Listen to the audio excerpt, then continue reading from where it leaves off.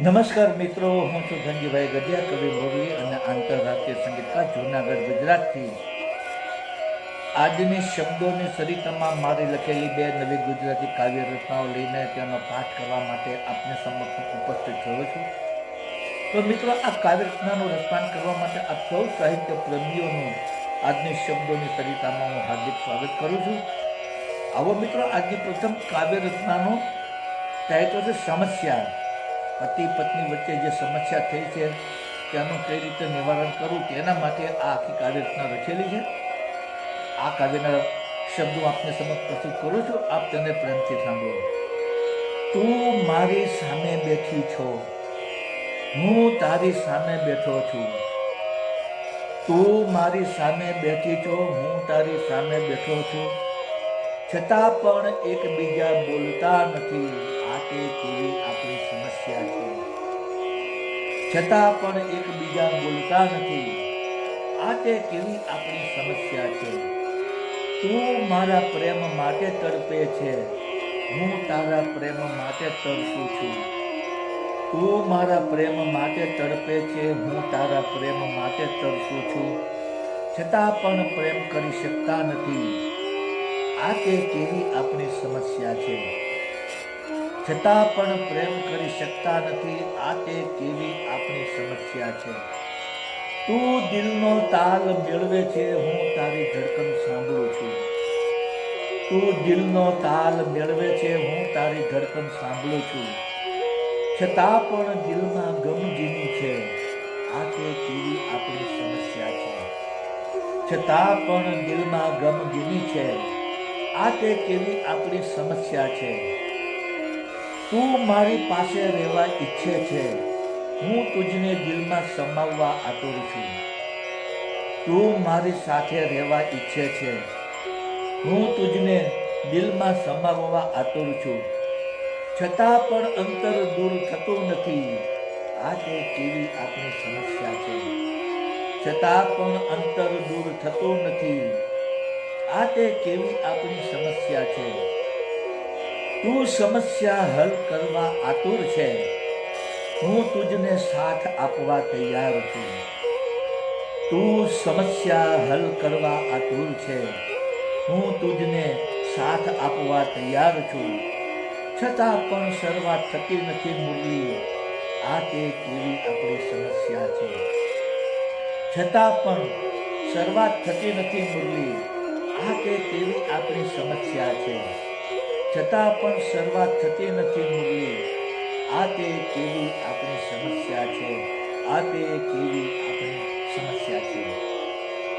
તો મિત્રો, આપ સૌએ મારી આ પ્રથમ કાવ્ય રચના સાંભળી. હવે હું આપની સમક્ષ મારી બીજી કાવ્ય રચના પ્રસ્તુત કરવા જઈ રહ્યો છું, જેનું ટાઇટલ છે વિરહ. આ એક વિરહની શૃંગારિક કાવ્ય રચના છે. આ કાવ્યના શબ્દો હું આપની સમક્ષ પ્રસ્તુત કરું છું, આપ તેને પ્રેમથી સાંભળો. તું જ સંગ જીવન પ્રેમથી જીવીને હું પ્રફુલ્લિત બની ગયો. તું જ સંગ જીવન પ્રેમથી જીવીને હું પ્રફુલ્લિત બની ગયો.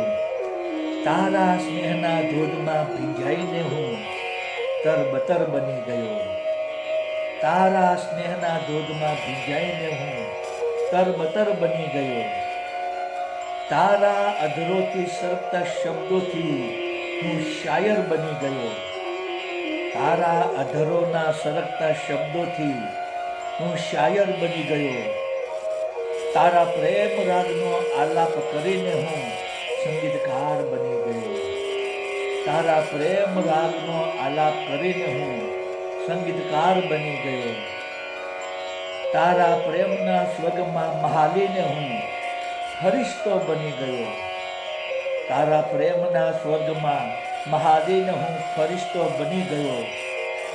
તુજને મારા દિલમાં સમાવીને હું પ્રેમનો દેવતા બની ગયો. તુજને મારા દિલમાં સમાવીને હું પ્રેમનો દેવતા બની ગયો. ખુદાને આપણા પ્રેમની ઈર્ષ્યા થતાં હું એકલો પડી ગયો. ખુદાને આપણા પ્રેમની ઈર્ષ્યા થતાં હું એકલો પડી ગયો. તારો અનંત પ્રવાસે ગમન થતાં મુરલી તારા વિરહમાં ડૂબી ગયો. તારું અનંત પ્રવાસે ગમન થતા મુરલી, હું વિરહમાં ડૂબી ગયો, હું વિરહમાં ડૂબી ગયો, હું વિરહમાં ડૂબી ગયો. તો મિત્રો, આપ સૌએ આજની આ મારી બંને ગુજરાતી કાવ્ય રચનાઓ સાંભળી, જેના શબ્દો આપ સૌને જરૂર પસંદ આવ્યા હશે. મારી તમામ કાવ્ય રચનાના વિડીયો બનાવીને મેં મારી યુટ્યુબની ચેનલ શબ્દોની સરિતા, હિન્દીમાં કહીશું શબ્દો કે સરિતા, આ ચેનલમાં તમામ વિડીયો મેં અપલોડ કરેલા છે અને કાવ્યના શબ્દો પણ યુટ્યુબના ડિસ્ક્રિપ્શનના કોલમમાં મેં પેસ્ટ કરેલા છે.